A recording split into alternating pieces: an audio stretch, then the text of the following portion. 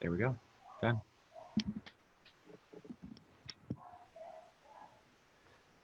Okay, good morning, everybody. Good morning. And as we normally suggest to folks, if you can mute yourself if you're not speaking, and remember to unmute yourself if you do have a question. That's very helpful because then we can hear you. If you do have a question, I'm going to ask Ched in a second how he wants to manage conversation. But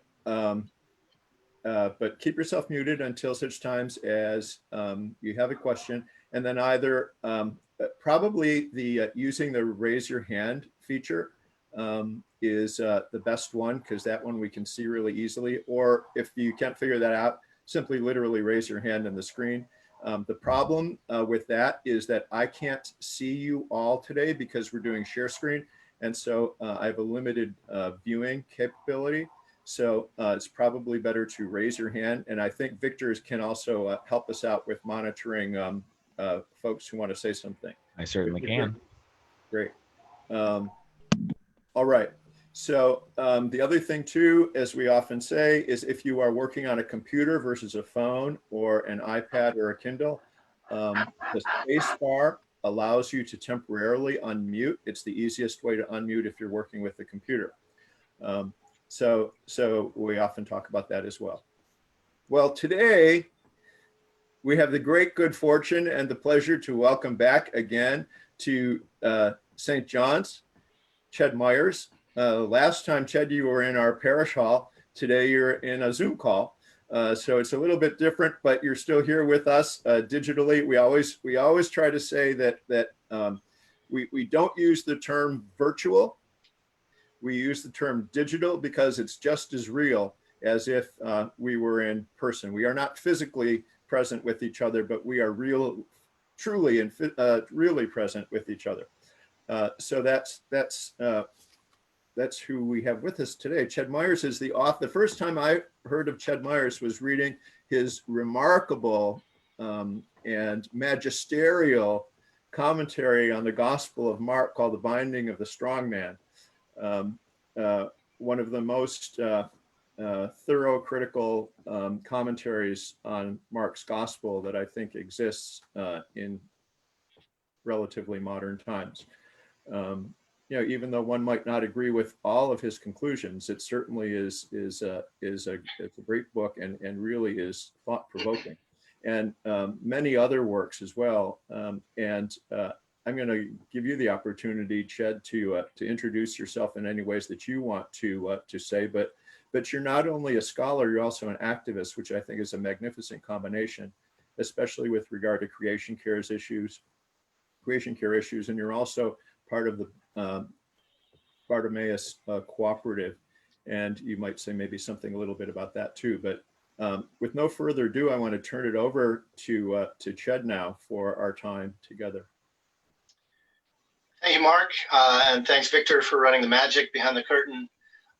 And good morning to everyone. I'm beaming at you from the Ventura River watershed up in Ventura County, north of LA,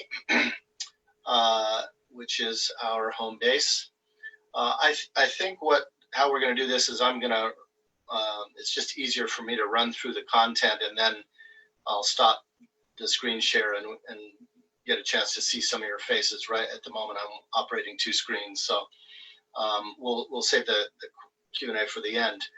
Appreciate the opportunity to be back with you all at St. John's. Some of you will recall that I was with you in September 2018, so about almost 2 years ago, at which point I spoke about watershed discipleship. This time, Mark wanted me to continue with the notion of creation, theology of creation, but in a broader time and relating it to the pandemic, which I'll try to do this morning.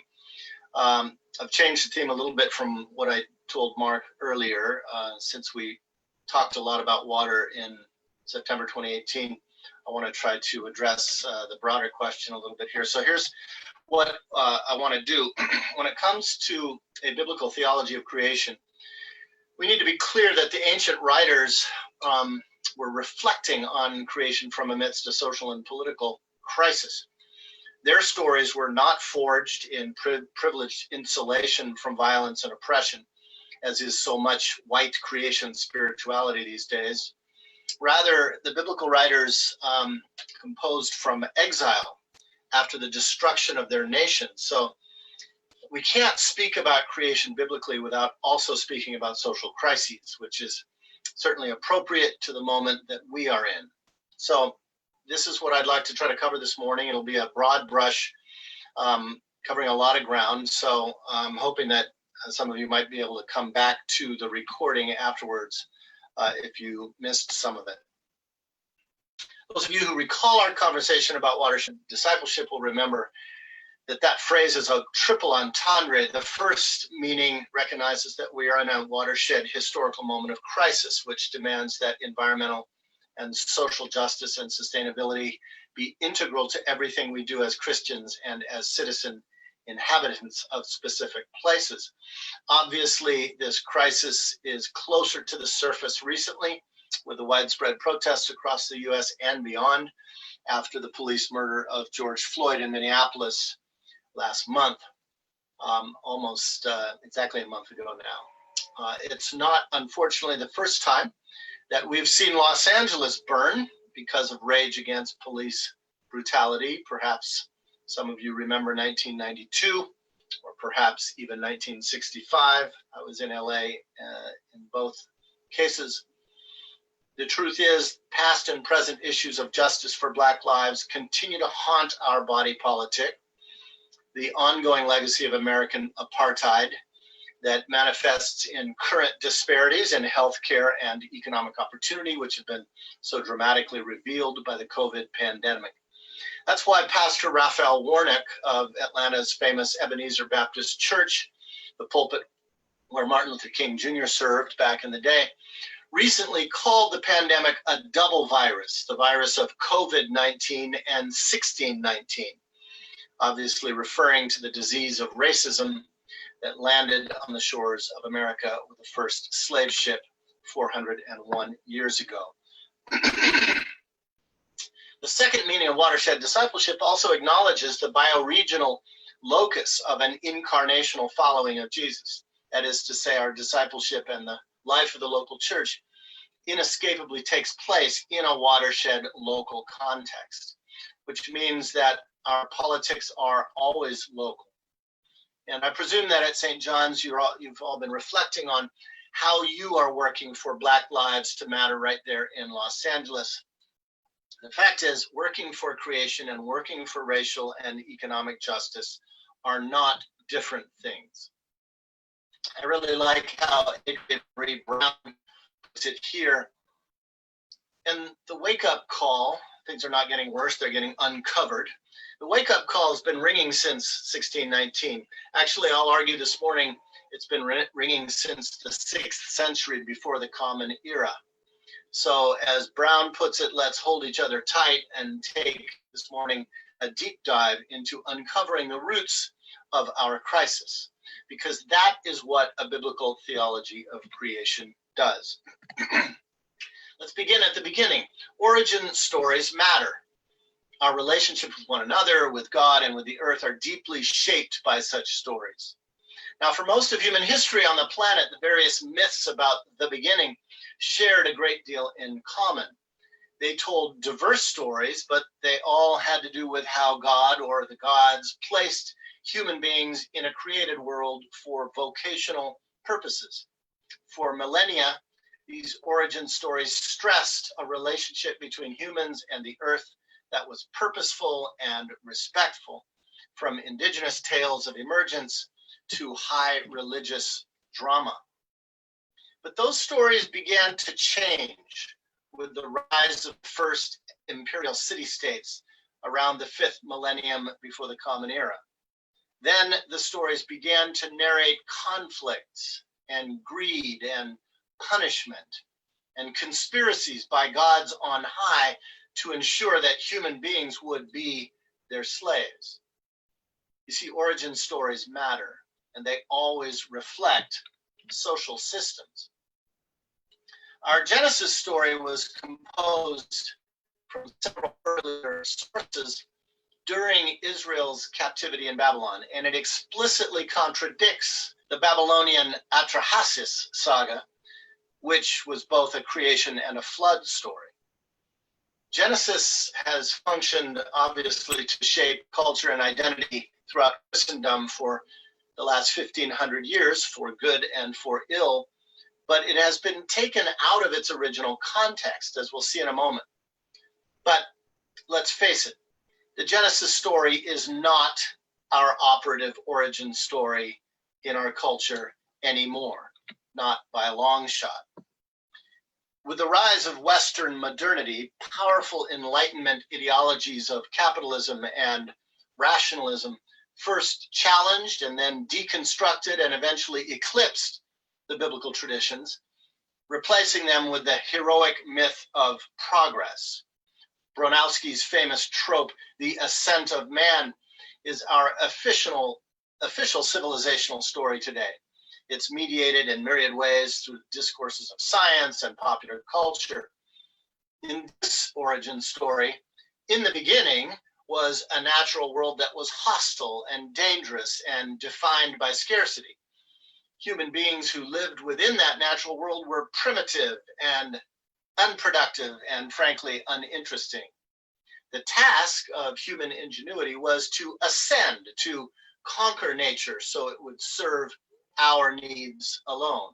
Our job was to re-engineer the world to conform to our desires.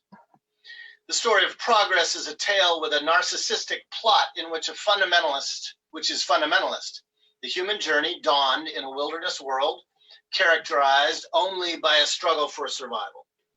But modern humans emerged from the swamp of ignorant Neanderthal to the triumph of increasingly rational, technologically adept, and socially complex Homo sapiens. And the story really only matters to us once these human beings start building cities. History begins with civilization, and civilization begins with empires. That is a narrative, friends, and it rules our minds still. Now, ancient Rome had its own triumphal version of imperial civilization as the new paradise, and so did medieval England. But the ideology of progress really picked up steam, no pun intended, in our modern era, when European philosophical project began in the 17th century by thinkers like John Locke and Thomas Hobbes, which sought to unravel the last strands of human interdependence with nature. Creation was turned into an object. It was instrumentalized and, most importantly, despiritualized. These ideas paved the way for the elites of Europe to privatize formerly Commonwealth lands, to accumulate wealth through more efficient resource exploitation, and to radically reshape both culture and nature through social and industrial engineering. By marginalizing a creator and exalting an autonomous humanity, the Enlightenment produced a compelling historical fable about the nobility of civilization and its redemption of a deeply flawed natural world. The story began to be fused then in the 18th and 19th centuries with European exceptionalism, white supremacy, expansionism, and manifest destiny, particularly during the age of global colonization. All of this is best articulated in the American context in a famous image that is truly worth 1,000 words. I'm sure you've seen John Gast's American Progress, painted in 1872, just a few years after the driving of the Golden Spike in the Transcontinental Railroad. Here, the American story of conquest from sea to shining sea is articulated. The sun is shining in the east. Indigenous people and wild animals are fleeing west into darkness. This is clearly a creation story. Note the ubiquitous signs of civilization with the militia leading the charge in the foreground, followed immediately by mining interests and agriculture, transportation moving relentlessly westward. And notice that the figure in the middle is stringing telegraph wire. Now, this is a complete secularization of the Manifest Destiny story. There's no biblical imagery here. She's not holding a Bible. She's holding a school book, and she is not Jesus. She is Columbia, right? The female archetypal representation of the spirit of Columbus. This is the story of progress, and it's profoundly consequential. Now, in the 20th century, with the North American continent having been conquered, colonized, and controlled by capitalism, the scientific story of progress has gotten into skirmishes with older religious ideas of creation. But don't be fooled by these still roiling debates between evolution and creationism. That dispute is frankly a trivialization of the real issue on both sides.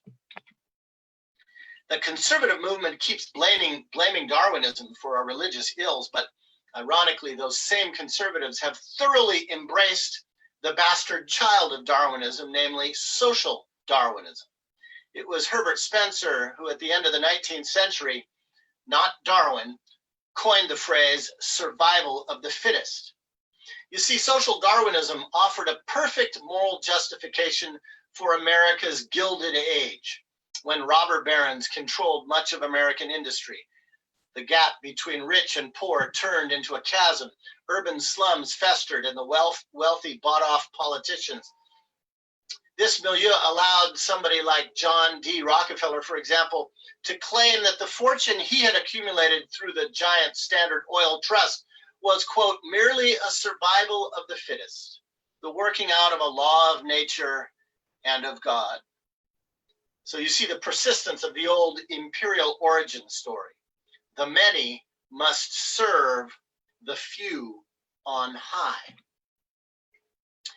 Well, as we moved into the 21st century, the multiple crises of our time, social, political, and ecological, have caused widespread disillusionment with this modernist origin story.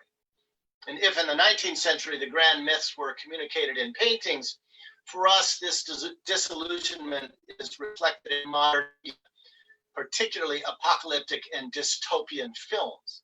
So the messianic fable of progress has fallen on rather hard times. Postmodernist and post-colonial streams of thought have over the last 30 years steadily undermined the foundation of progressivist faith. The old orthodoxies are being deconstructed and even ridiculed, as you can see from these parodies of the ascent of man. Cynicism increasingly rules our discourse, masking our despair. Yeah, the party of progress is over, but the ecological and social and economic bills are now coming due. This, by the way, is my favorite parody regarding progress as a gendered narrative. So our present crises open up a new window through which to reconsider the Genesis story as an alternative myth of beginnings. But let us be clear, in the Bible, there is no creation story without also a fall story that has to do with creation re-engineered. Because the creation myth of Genesis is a protest story.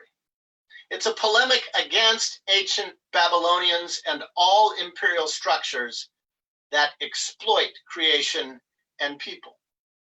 So let's take another look at Genesis, which, as it turns out, is not one but three creation stories that tell a longer tale. The primeval history of Genesis is an origin story that contradicts every key aspect of the salvation story of progress, which is why it's been widely ridiculed in post-Enlightenment modernity as mythological or pre-scientific or frankly silly. Let me offer an overview reading of Genesis 1 to 11 that has profound implications for ecology, for theology, and for politics in our moment of interlocking social and environmental crises. The first story in Genesis 1 stresses repeatedly that each aspect of the biosphere is created and pronounced by the Creator good. The adjective is tov, and it expresses God's intense pleasure at every detail. This is God's cosmic wow. A divine assessment appears, as you can see, in emphatic, ecstatic refrain, some 8 times in Genesis 1. And this is all before humans arrive on the scene. In other words, this is a world that is beneficent and bountiful and in no need of human genius to improve or to control it. Meanwhile, the Hebrew verb bara, reserved exclusively in the Bible for God's creative activity, can also mean to be fat. The earth embodies a rich, lavish overflow of goodness, abundance, and life-giving at its very core. The first creation story, in other words, contrasts sharply with 2 key Enlightenment notions. There is no natural scarcity, and the presumption that the earth has no intrinsic value until humans re-engineer it into something useful is nowhere to be found. This brings us to the second Genesis creation account, in which we're told that the human being, in Hebrew Adam, is formed from the topsoil, in Hebrew Adamah, a wordplay that is tellingly preserved in the English human humus. Scripture is unembarrassed and straightforward. We are birthed from the earth, but so is all flora and fauna. This spiritual and material understanding of earth as mother has long been embraced both by old indigenous cultures and increasingly by the new biological sciences, but it's been ignored within Christendom for far too long. In Genesis 2, human beings are portrayed as deeply embedded within this living biosphere with a divine appointment as caretaker in intimate relationship with all of creation. Whatever Adam called each living being, that was its name, we're told. This same relational intimacy is signaled in another Hebrew word of woman, isha, from the body of man, ish. A relationship of solidarity, not hierarchy. Genesis offers a picture of symbiosis between humans, nature, and the spirit world. Remember, God walks among the garden. There is no signs of civilization, no built environment, no technology, no alienation, and no forced labor. But there is a crucial caveat. All of this abundance is contingent upon human beings remaining obedient to their vocation to serve and preserve creation. To neglect stewardship and to take too much of the divine gift is to reckon with disaster, which, as you know, is exactly what happens now in this story, and indeed what happened in the history of civilization. This primal symbiosis is shattered in Genesis primeval narrative's third story, a tragic tale that begins but does not end in Genesis 3. The equilibrium of Eden suffers an epical rupture known in Christian tradition as the fall. Adam and the mother of all life, Hava, conspire to defy the divine taboo against grasping the fruit of the tree of the knowledge of good and evil. Though long read in our churches as a theological morality play, especially about sex, this tale is much deeper than that. I believe it's a mythological way of explaining the change in consciousness that propelled the rise of civilization. That is, the forbidden fruit symbolizes the human conceit that we, by employing our ingenuity, our technology, and our social organization, can improve on creation. It may be good, but it's not good enough for us. From this view, The creation and fall story represents an ancient warning tale produced by Israel's sages in the aftermath of a failed Israelite experiment in civilization. They were attempting to understand their historic experience of royal exploitation, of civil war, and eventually of conquest and dispossession in the 6th, 7th, and 8th centuries before the Common Era. But not only their own, they were also reflecting on the etiology, the origins of human oppression and violence that had brought both Israel and all other tribal peoples to the brink of extinction. The Genesis story identifies the problem not just as moral, but anthropological. Something had gone fundamentally wrong with the human journey, of which Israel's national trauma was only a symptom. Think of Genesis 1 to 11 then as a sort of searching post 9/11 type reflection, except that the Hebrew scribes of old had the courage to look at the contradiction of their own civilizational experiment rather than avoiding self-examination by scapegoating their enemies. It's instructive that the consequences of the fall, according to Genesis 3, the second half of Genesis 3, are the woman's pain in childbirth and the man's condemnation to aggregate cultural toil. In other words, both undergo forced labor under a farming regime.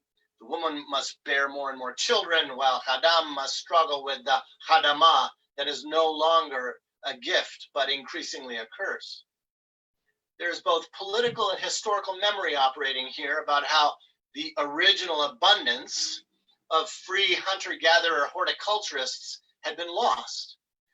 Societies that now domesticated animals and subdued the land for maximized production ultimately subdue and domesticate human beings into serfdom. The fall story thus reflects the curse of aggressive colonizing civilizations. Agriculture portends the end of Eden.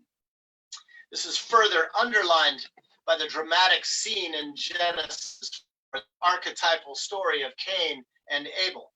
God's warning to the farmer Cain, whose name means spear, is telling. Sin is lurking at your door. Its desire is for you. You must master it, says God to Cain. This is the first use of the word sin in Torah.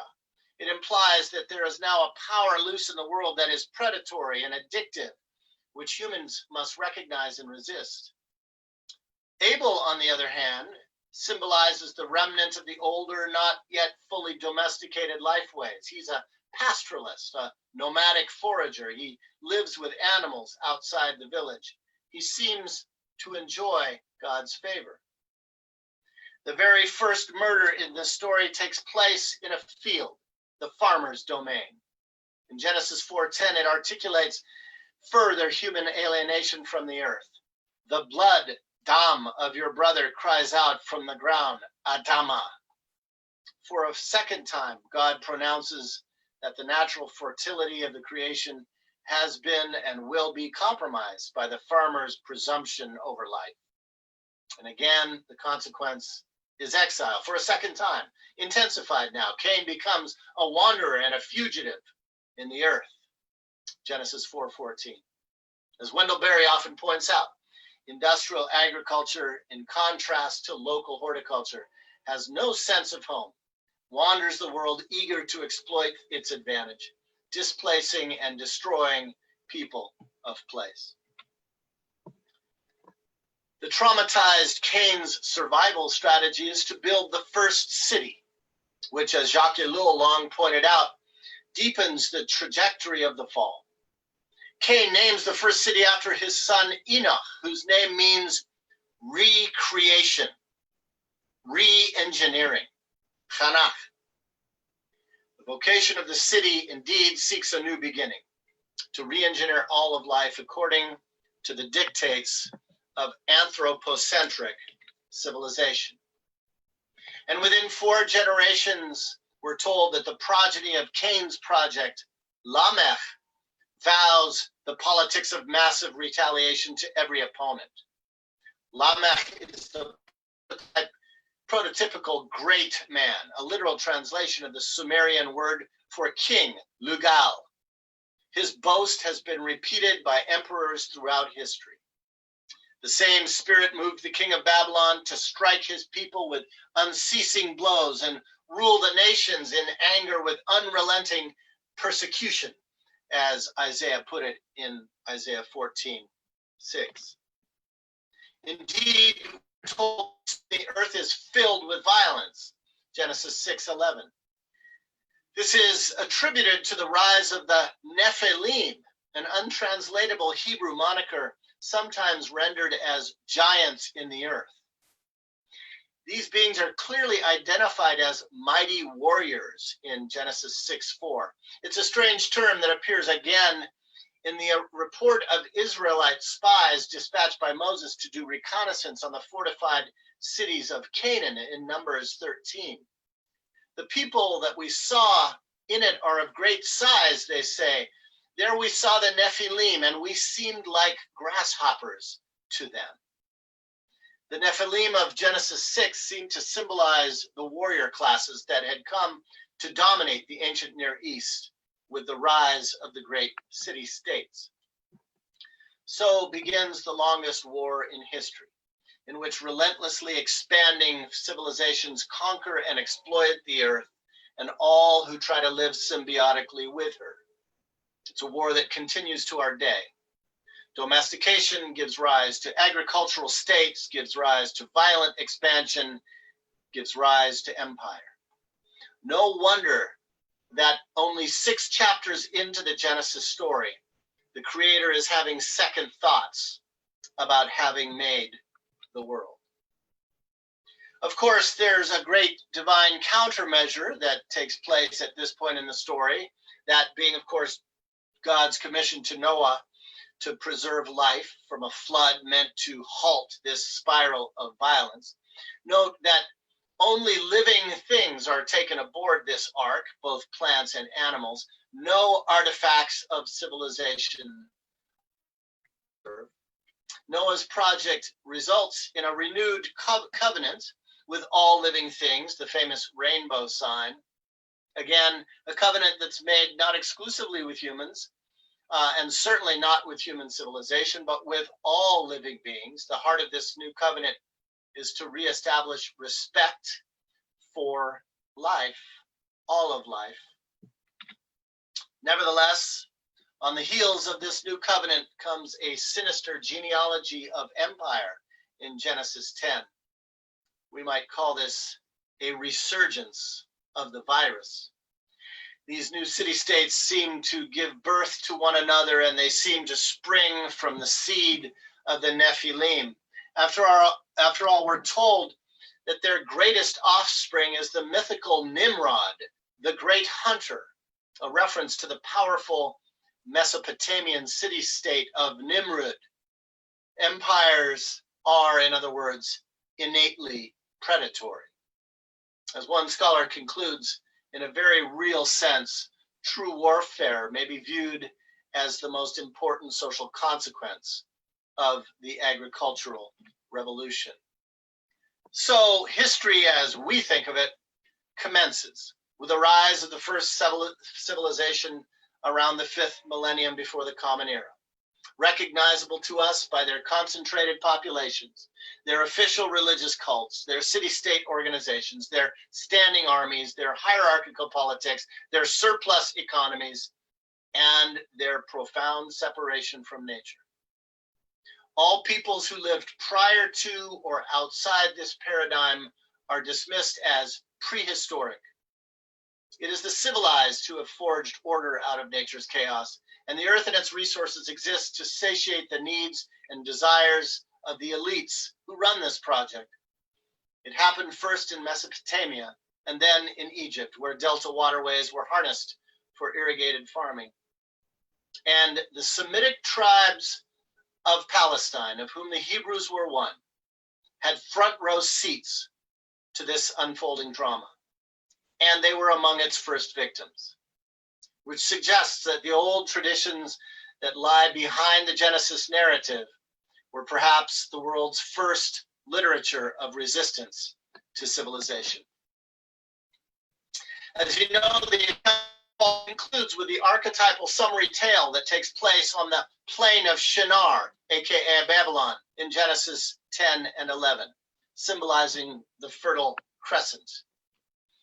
The tower symbolizes the fortress architecture of domination, the hierarchical management of imperial conformity, and the centrifugal power of empire to pull everything into itself. Its heights represent the depths of the biblical fall, the triumph of the wayward human impulse to re-engineer the world in order to control and improve it.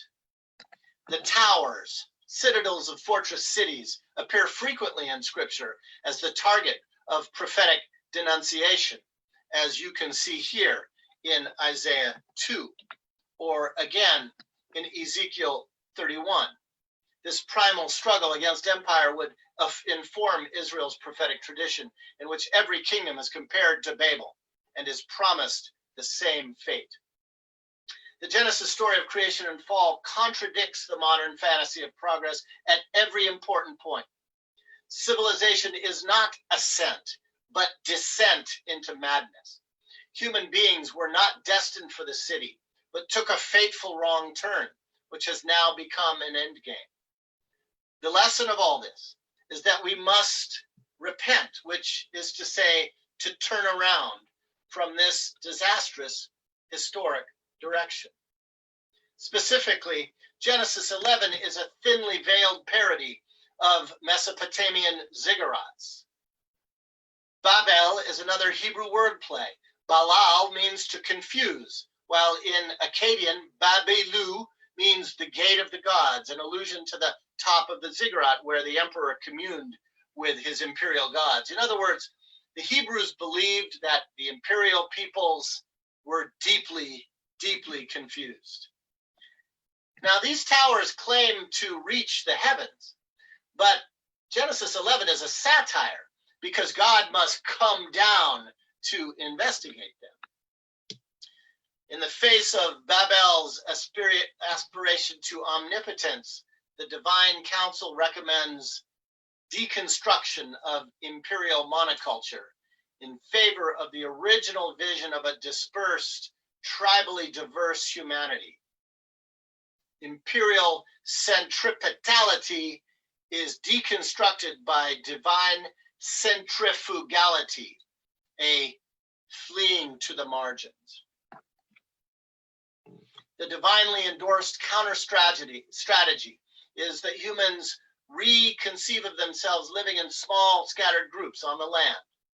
And this counter narrative begins with a new start on the heels of the ancient Babel warning tale.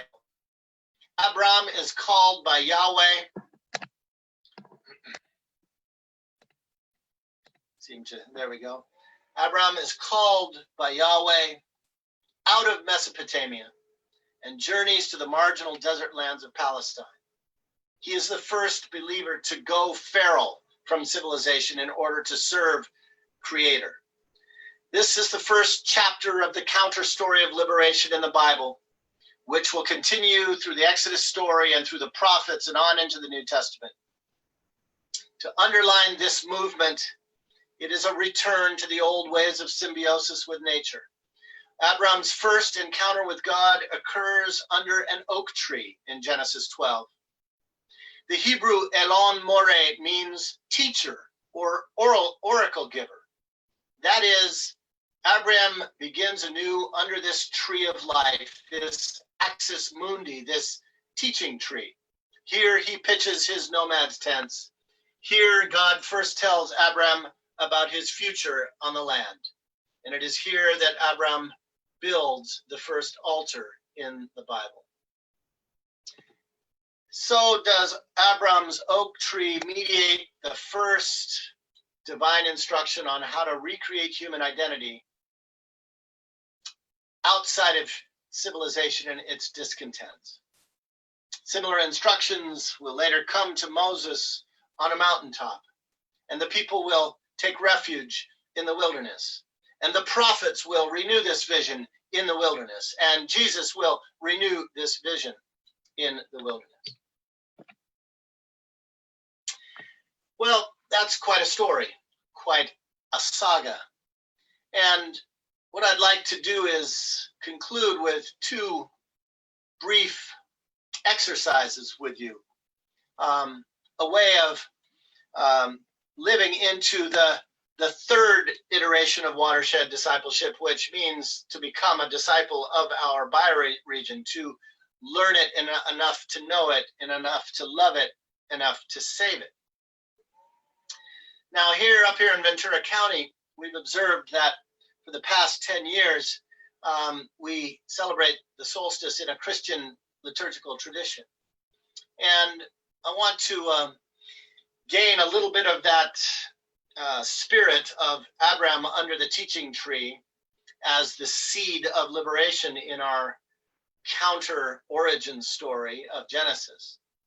And I want to invite us to recognize today as the summer solstice. You see, the solstice is a simple way of paying attention to our place and to our planet. Now, you all know that indigenous people understood this from the beginning. You perhaps know about the famous sun dagger in petroglyphs in Chaco Canyon in New Mexico, for example, right? This is how indigenous people told time and observed the seasons by watching the sun's movement around the landscape. Well, here from our own region is an arbor glyph made by the indigenous people of my area, the Chumash. It's called the scorpion tree. It used to be thought of as a cowboy carving in the Santa Lucia Mountains of San Luis Obispo County.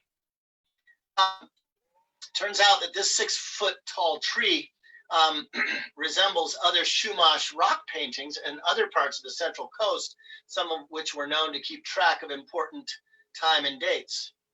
So through careful research, we learned that this arbor glyph actually was a calendar of important events. The bottom part of the image looks like a lizard. It's a representation of the movement of a shadow over the course of the year. And it was essentially a sundial for the Chumash. With this instrument, a stick is aligned with the North Star, and the lines drawn on the rock that look like a scorpion actually trace the movement of the stars on the days of the summer solstice, which is today, as well as the fall equinox, the winter solstice, and the spring equinox, each important cultural days of the Chumash. So what we have here is a reminder that indigenous people paid attention to creation. If you go to this URL, by the way, there's a very cool animated film that explains how this arbor glyph sundial actually worked. So I want to just invite you today to a simple discipline of observation, whether you're in the city or in the country. I want you tonight at sunset, hopefully it won't be overcast, to just mark somewhere in a sit spot where the sun went down. And then when the fall equinox rolls around, go to that same sit spot and mark where the sun goes down. And then again at the winter solstice, and then again at the spring equinox. It's just a way of paying attention to place, of becoming a disciple of our place. And did you know, for our second discipline, that today is National Indigenous Peoples Day in Canada? Matter of fact, later today, I'm going to be doing another online liturgy with some Cree friends, some Cree elders from Saskatchewan as part of our own Episcopal-inspired farm church up here. So the second discipline on this solstice is to pay attention to the indigenous people of your place, the Tongva people. Get to know them. Because in the middle of this social crisis we're in, it's important to remember that Native lives matter. This is a social crisis, a crisis between indigeneity and civilization that has been playing out on this continent for 530 years. Well, let me stop there And we've got about 15 minutes to open it up for some conversation. I will stop sharing screen so I can see folk and we can have a little bit of conversation. I know this is a lot, which is why I thought you might want to go back to it. It's a big scope of history and philosophy, but let's talk a little bit. Oh, it's so nice to see all of your lovely faces. Thanks for tuning in, and I guess we'll open it up now, and I'll look at the chat function. And I guess we're going to do this by looking at raising of hands, and perhaps Mark, you can help me with that, Right. In case I miss anybody. So We have Victor also helping us out with that, Chad. Cool. So both of us will try to do that. Let me say, first of all, before we open it up, I'll take the prerogative of the host here. Mind blowing.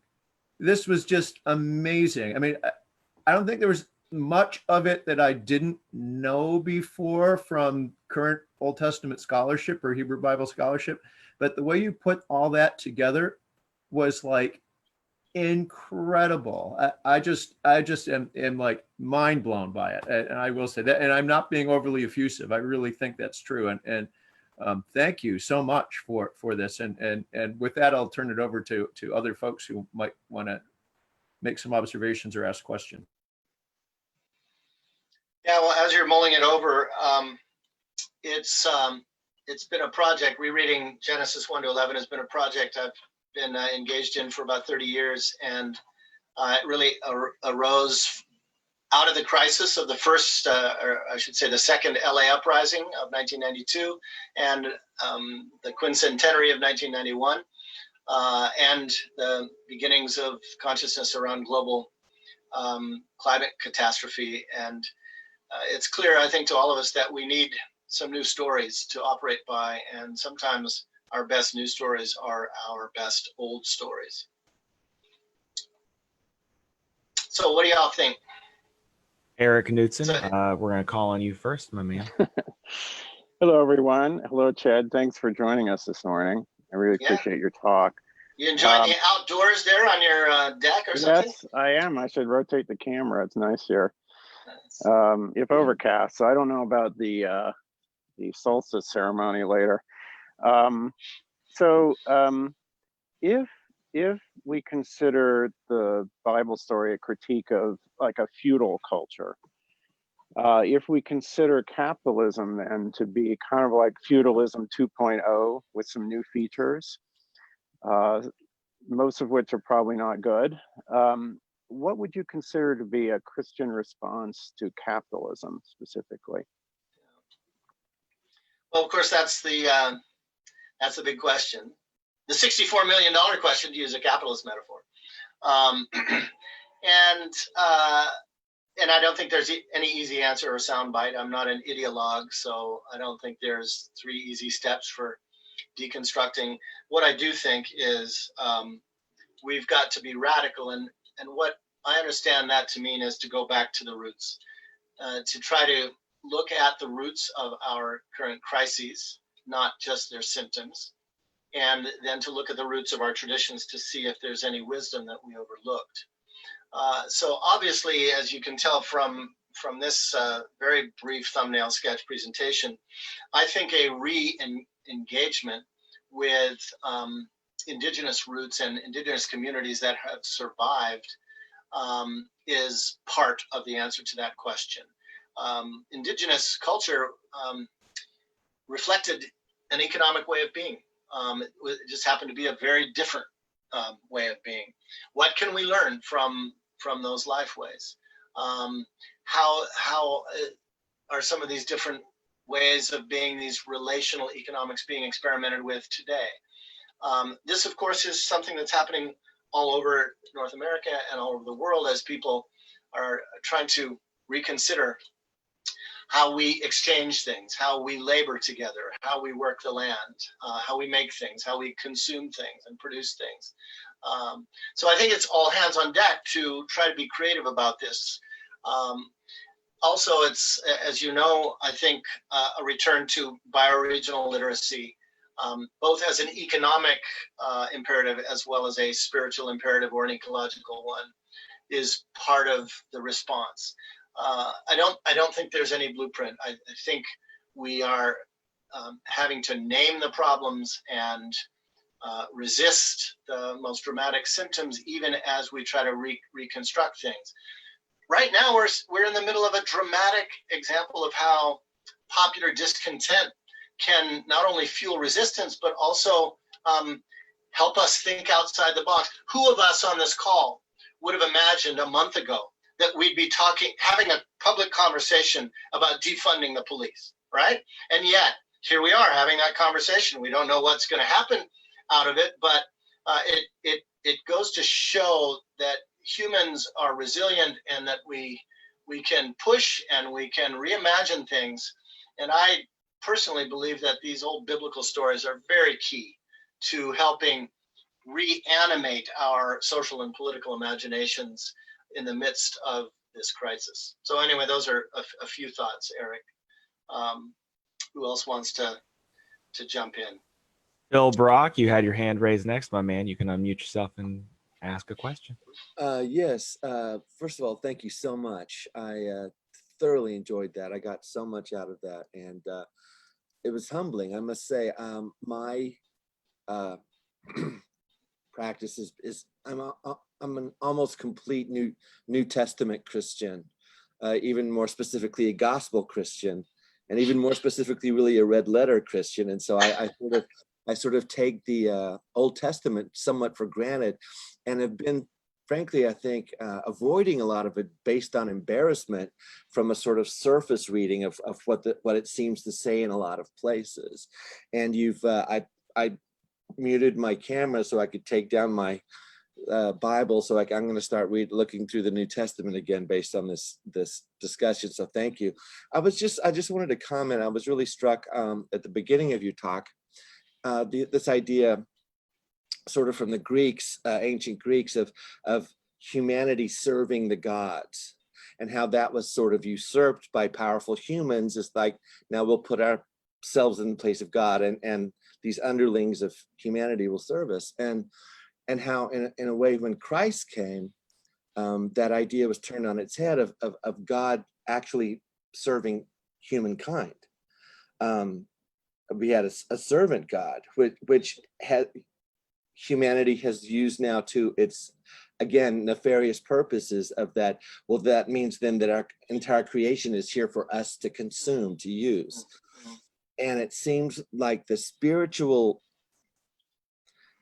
key to addressing this problem is gratitude. It's to start from a place of radical gratitude, because entitlement and gratitude cannot coexist. They live in the same place, and one pushes the other one out.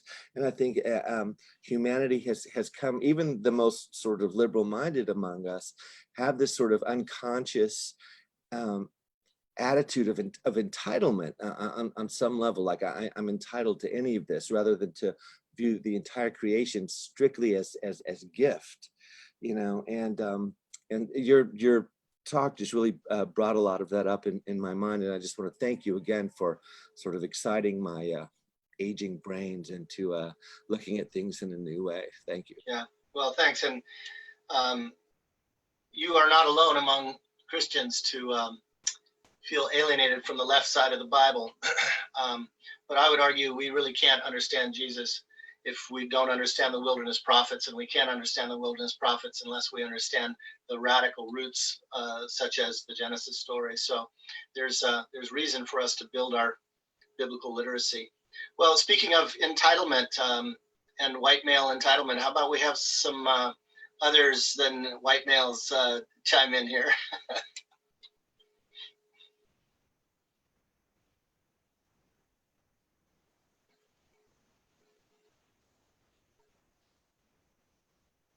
I think Barbara would like to speak. Um, wait, hold on. Yeah, we can hear you. Okay, cool. I was just thinking about the lessons from biology and the dependence of each member in a biological system. And if, you know, one of the members of the system dies, everybody dies. So you have to take care of each part, and each little part of the web is important. You can't do it with any of them. So you know, the people that want to dominate from the top, you know, and say the people that support them are unimportant, you know, it just won't work. Amen. That's, of course, part of what we see in more traditional cultures, less re-engineered cultures, is we see precisely that cosmology of gratitude, that ethic and ethos of cooperation and mutual aid. These are human beings have lived that way for far longer than we've lived the way we live. And that's what's ironic, is that in 50 years or 500 years, we've managed to draw down on the Earth's fertility and human civility in ways that traditional cultures didn't do in 5,000 years or 50,000 years. So that really ought to be part of this wake-up call that's been ringing since, not only since 1492 and not only since George Floyd, but even further back. And we have a lot to learn from all cultures that have lived in resistance to the dominant re-engineering society. And that's what we're all finding right now, how much Black culture in America has to teach us, because that's been a culture that has never taken for granted its freedom or its entitlement, has always been contesting the dominant culture. So these are times to learn from these things and to rebuild our capacity for both resistance and creative renewal. Who else would like to get in? And Mark, you'll have to call time, but I'm happy to stay on as long as you all. I know y'all got to have church here pretty soon, but we got maybe a few more minutes. Yeah, we have. I think we can go 10 more. Cool. Awesome.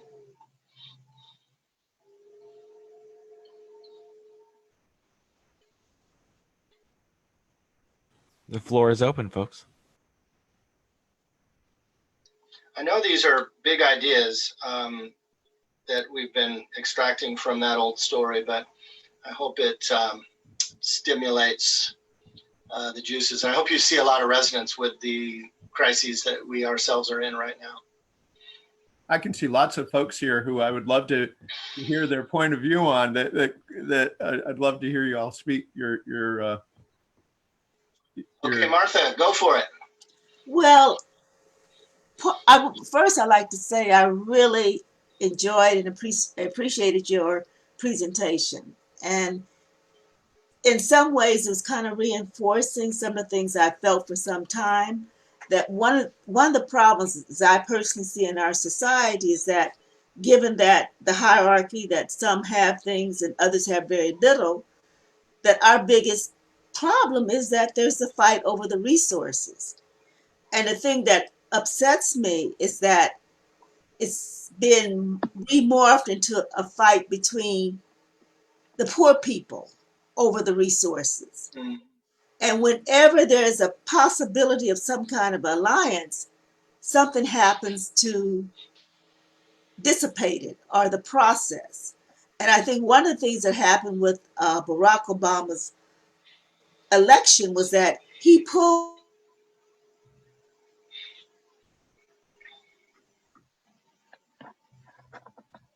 with Obama, but a lot of poor whites started becoming involved. And I remember there was an interview on NPR, and the interviewer was asking this elderly guy in the South, white guy in the South, who are you going to vote for? And he kept saying the N, and she kept trying to reframe it for him to say Obama, and she kept, that man really understands me. Mm. He understands what I need. So number one, he wasn't necessarily using the N word the way in the angry prospect. On the other hand, it's like when blacks might refer to whites as PWT. Mm-hmm, mm-hmm. Yeah, so it's done in that frame of reference. And I think Trump involvement has been part of his agenda. I don't think he's aware of it. He just does what he needs to do, has been told to do, is to dissipate that union. I think when people who have similar issues get together, then they can push more for change. Because for poor whites to feel that they are above black people is that they're taking away from themselves. Yeah, that's right. That's a good word, Martha. And that has been one of the great challenges in apartheid America is to build coalitions in the lower socioeconomic strata. And I think the people who are doing that today most powerfully is the Poor People's Campaign. And if you're familiar with it, then you'll know. If you're not familiar with it, then I really encourage you to become familiar with it. They've gotten a lot of traction in the last few months, and they're going to be featured on NPR today, as I understand it. So Right. Yesterday was a big movement moment for them. I know both Liz and Dr. Barber very well. They're good friends, and I have a lot of trust in what they're trying to do in resurrecting King's vision of a poor people's movement. And Yes, I'm sorry. I didn't mean to interrupt you, but I would also suggest to people, if you want to hear the essence of Dr. Barber, go to National Cathedral's sermon last Sunday, because he spoke then. Yes. All right. Felicia, did you have some? I see your mute is off, so I'm just waiting to hear from you. Actually, I unfortunately came late and missed a good portion of it. So thank God for Zoom so I can go back and listen to it. All right. But I just in what Philip was saying and also what Martha just said, it goes back. Philip was saying that it's about gratitude, but you were also saying that the way things have changed, that you could take a good thing and completely morph its intentions into something nefarious. And the whole thing is, it's so important that we have the right motives for what it is we do. And the spiritual practice for each individual is making sure that our motives are right. Because, you can take capitalism and make it an evil thing. You can take socialism and make it an evil thing. You can take anything, make it an evil thing. It has nothing to do with the inherent good or bad of that particular system, but it's the individual who uses it. And it's a cautionary tale that as we're talking about change and how to rectify problems, that we're taking stock of ourselves as well. Yeah, well, I think that the Genesis creation and fall story is a political tale, but insofar as it is a morality tale, it's saying exactly what you are, which is it's a classic case of folk taking the good and managing to wrest destruction from it. So that is certainly a huge capacity that we have. Who else would like to get in? This was a lot to be attentive to so early on a Sunday morning. All this history and culture and big broad brush, but I do think we need to be having these conversations, friends, particularly at this time. Can I call on Kennedy, who looks like you might be our youngest person? I don't know if I can presume that, but I'd love to hear from you.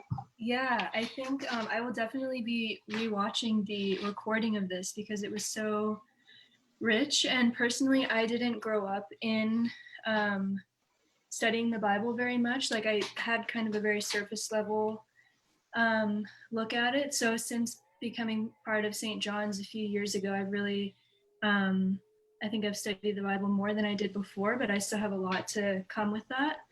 A lot to learn, I think. And so this, I just want to say thank you because I think this was really enlightening and really helpful because I actually, I'm in grad school right now for sustainable development. And a lot of that is criticism of development. And I remember like one of the first courses we took, one of my professors was actually very critical of Christianity's role in development. And I want to like send them everything he just said and be like, no, that's you know, there's so many misinterpretations and things that have gotten kind of twisted.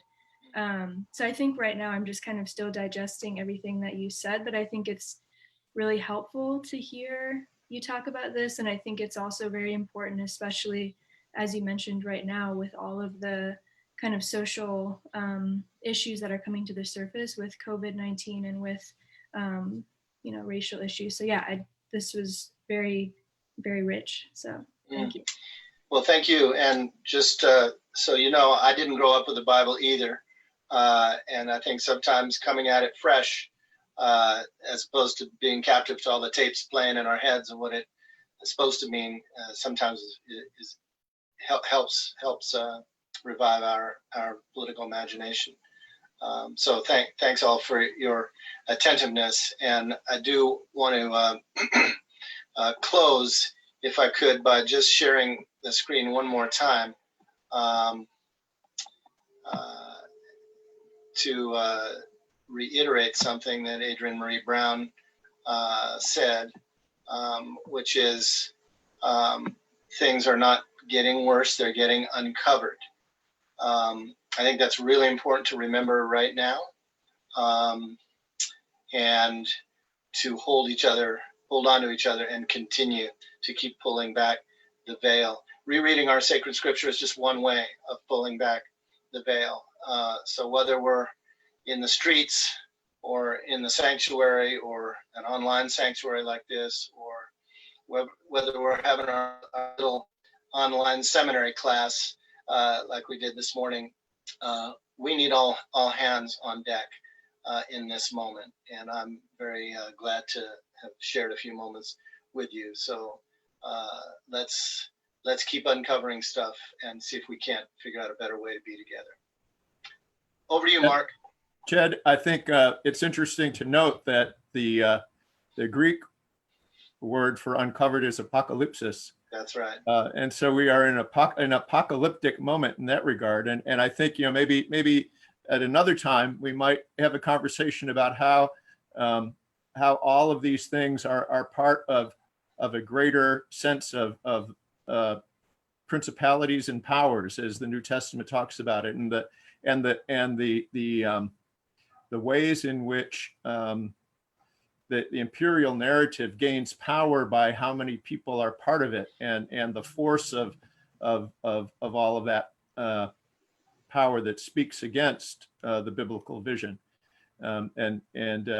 that's where my thinking is these days, and how we can come against that with the power of the resurrection is I think an important thing. Anyways, that's a totally different topic, but I want to thank you again so much. This was so rich, as Kennedy said, and so you put the pieces together in such a wonderful and important way, I think, and I think spurring us to take what you've given us to think about ways in which we can take it to the streets in a real way is our challenge. So once again, All right. Ed, thank you. Thank Well, you. you're very welcome. It's good to see you all. And don't forget, check it out at sunset, see where the sun sets, observe the solstice, give thanks for summer, and find out who your Tongva neighbors are, the indigenous people of Los Angeles. Those will be our two disciplines coming out of this. And thanks very much for your time and attention, y'all. We'll see you down the road. Thank you.